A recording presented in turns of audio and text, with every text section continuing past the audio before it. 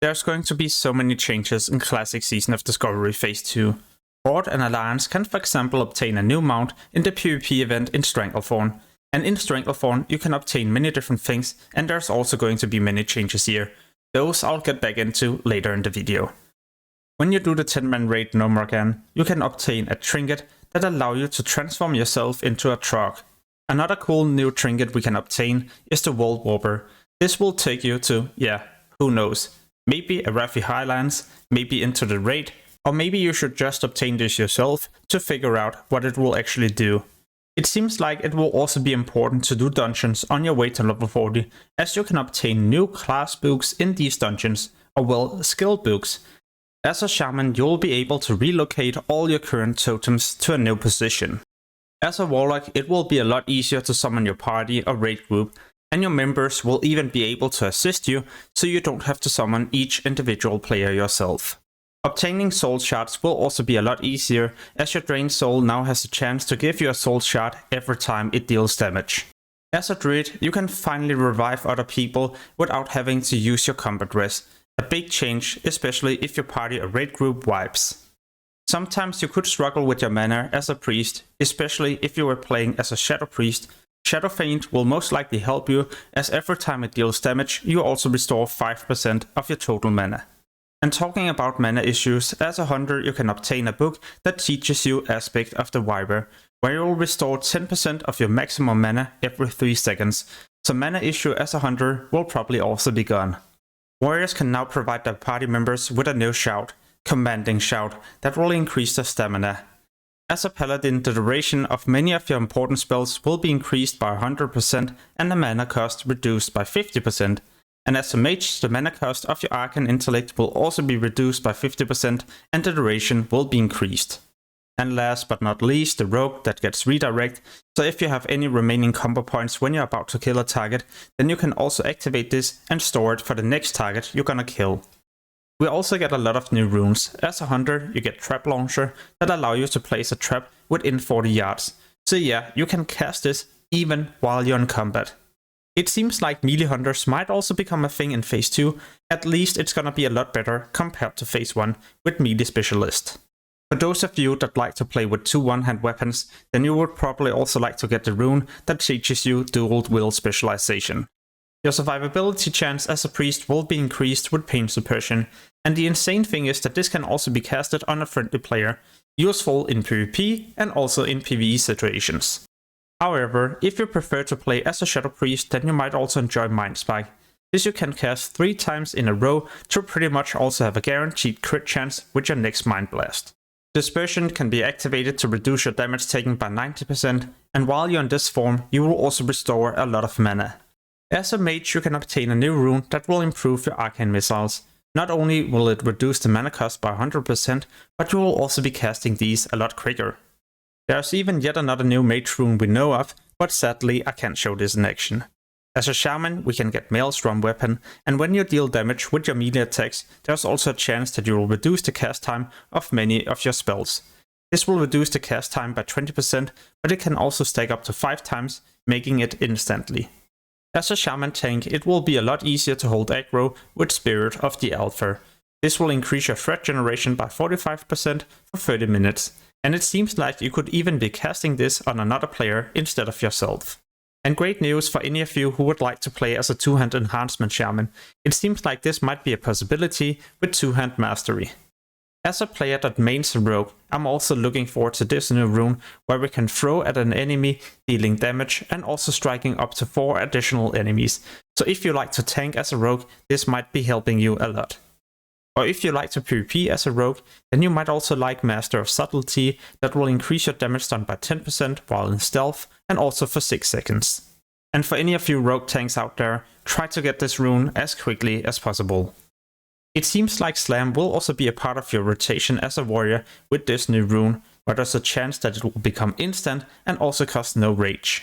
And for those of you that would like to provide your party or raid members with something useful, then Rallying Cry will increase their maximum health by 15% for 10 seconds.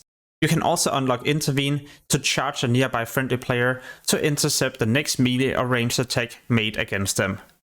It seems like this new Paladin rune will be useful no matter what specialization you're playing, so if you're playing as Holy, Protection or Retribution. And whenever you start to struggle with your mana, then you could start hitting a target with your melee weapon to gain 5% mana every 3 seconds for the next 15 seconds. As a balanced druid, your DPS will be increased with this new rune, and it seems like it will finally be a lot better to play as the specialization when you're raiding. However, feral druids will definitely still remain useful, so if you prefer to play as the spec, then you don't really need to worry. And talking about ferals, then as a tank you will also be a lot stronger in phase 2 with this new rune, and finally we might also end up seeing feral tanks in a raid. As a warlock you might benefit a bit from this rune to either increase your survivability chance, but also to restore mana during your fight. And if you like to play as an Affliction Warlock, you're probably looking forward to this, where you'll deal even more damage with your dots, at least when you reapply these. Else you could also be getting this one instead, to have a chance to crit whenever you deal damage with these damage over time effects.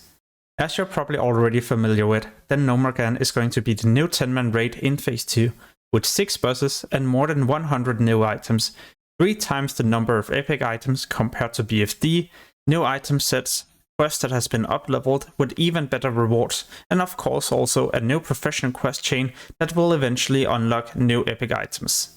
We will most likely also be able to obtain a new item that begins a quest where you will eventually provide everyone with a world buff that will look like this. This raid will be available at the launch day, but it will also have a weekly reset for the 2 first weeks, so at February 13 and February 20th, and then afterwards it's going to be a 3 days reset just like BFD in phase 1. Like I mentioned, then there's going to be so many different epic items we can obtain in the raid, for example all these weapons, 3 different rings, a mail belt that will increase your 2-hand weapon skills with axe, swords and mace, and 4 different necks, one for tanks, healers, melee DPS and range DPS. When you complete the new profession quest in phase 2, you unlock a lot of new things to craft. For example, as a leatherworker, you can craft these 4 different helms. Or as a tailor, a helm that will benefit you no matter if you're playing as a healer or caster. Engineering will even get new schematics, so now you'll no longer just be using your grenades or crazy trinkets, no, you can also get yourself this amazing belt or a new shield. And 2 professions that are amazing for gold making, enchanting and alchemy will also get items that will improve your character's performance. Talking about raiding, then gold DKP runs will also no longer be permitted in Season of Discovery Phase 2. This could get you banned if you try to attend such a run, even though you're not the host. One thing I'm looking so much forward to is the new PvP event in Stranglethorn that will happen every 3 hours and last for 30 minutes. It's going to be a free-for-all PvP area without any objectives. All you have to do is simply just to slay other players. And it seems like if you do this as a large raid group, you're also going to get less currency, or well, there's going to be a penalty compared to, for example, being a 5-man group. In the zone, there's going to be new quests you can pick up, and these will also reward you with a roughy base in reputation. There's also gonna be new items you can purchase, epic items specifically made for your class. Instead of talking about all these items, then I'll just show them quickly, so if you would like to take a closer look, then make sure to just pause the video for a bit. As these items seems to be quite powerful, then I believe it's also gonna be important to do this event every time it's up, so you can acquire these items even faster. And remember to also pay attention to your surroundings in Stranglethorn. Blizzard has confirmed that a new NPC will be introduced into the zone, and it will work pretty much the same way as Fel Reaver, of course looking like a troll instead. When phase 2 goes live, the leveling speed in between 1 to 25 will also be a lot faster, as we get a new experience buff that will increase the experience we gain by 50%. On top of this, you will also get a decent amount of experience when you complete the BFD raid, so this I will most likely do at the launch day. What I will also be doing is to farm different supply crates. When you complete these, you will not only gain reputation, but you will also get a bit more experience. So this could be a decent way to level, at least while you're questing at the same time. The quest item you can obtain inside the raid BFD will work all the way up to 39, or well, the world buff it provides to everyone either in Thunderbluff or Thanasis. And this is the exact same with Ashenvale, the weekly quest you can complete there for 5% more healing or damage. And talking about this zone, or well the PvP event, then it will also happen every 3 hours, but always 1 hour after the STV event, so they won't be happening at the exact same time. There's also big changes happening to Battlegrounds.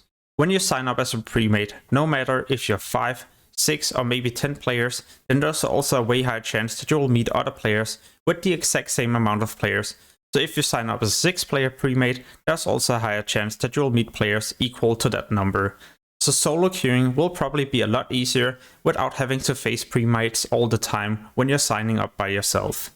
It seems like Blizzard are also introducing a new system to detect bots and different kind of hacks.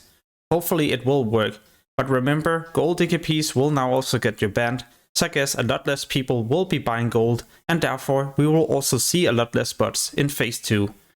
So I hope you enjoyed this video. If you would like to see more Phase 2 content, or maybe all my different preparations, then I would highly recommend you to check out my channel.